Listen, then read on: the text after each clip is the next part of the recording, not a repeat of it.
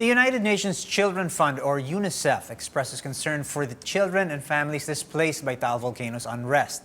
The agency says children in danger zones and evacuation centers are at risk of catching several diseases and being malnourished. UNICEF adds it's ready to bring in emergency supplies to affected areas. Joining us now live via Zoom is Dr. Mark Quiazon. He is a health officer at UNICEF Philippines. Good morning, Mark. Thanks for joining us. Hi, good morning, Paolo. Thanks very much for having us on today. It's a pleasure, Dr. Mark. Dr. Mark, can you tell us a little bit more about the situation of the displaced kids there? Yes, so as you mentioned, UNICEF is quite concerned about the children affected in danger zones and in evacuation centers, as they do face a number of threats to the fulfillment of their children's rights in the current situation. So as you mentioned, their health and nutrition, and also their access to services for education and for protection, and also access to adequate facilities for sanitation and hygiene are threatened. And the primary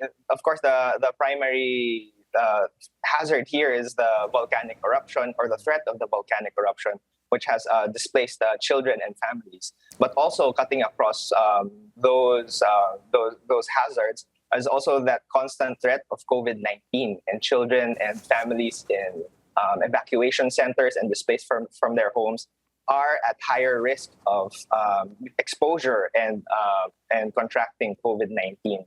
And also to add to this is also that now we have the typhoon season upon us, and really that compounds the hazards that these children and these families face. So that's the threats of the volcanic eruption and its hazards, COVID-19, and also typhoons, which may affect their health, their well-being, and their general access to services that will ensure their protection and their safety. That really is quite a long list of hazards and dangers out there. Doc Mark, what would you say is the most pressing needs of the children right now? There's really a lot that we can provide for children currently. So first of all, making sure that they still enjoy their rights to health and good nutrition, and also to education and protection wherever they may be, whether they are safe in their homes or whether they are displaced in the evacuation centers. And also, we have to make sure to also always be wary of the threat of COVID-19. So making sure that the LGUs, the communities, are able to observe the minimum public health standards, so that infection prevention and control is maintained and COVID-19 doesn't become a larger threat. And of course, we're also working with government and partners, looking at the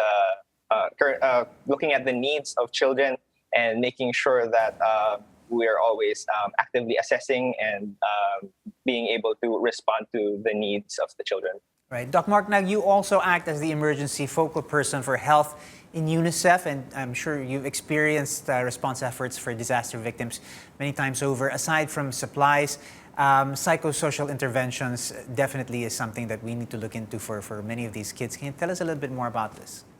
Yes, definitely. So UNICEF is also able to support at the request of government in the establishment of child-friendly spaces, and where we can provide psychosocial support to children, as it's definitely a very stressful situation, especially with the uncertainty of the situation around the volcanic eruptions.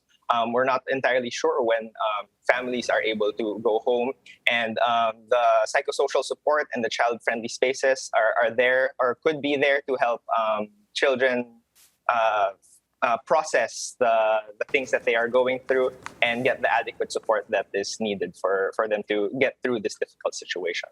All right. Now, I'm sure a lot of people want to pitch in and help. You can look up UNICEF for more details on that. We'd like to say thank you to Dr. Mark Quiazon from UNICEF Philippines.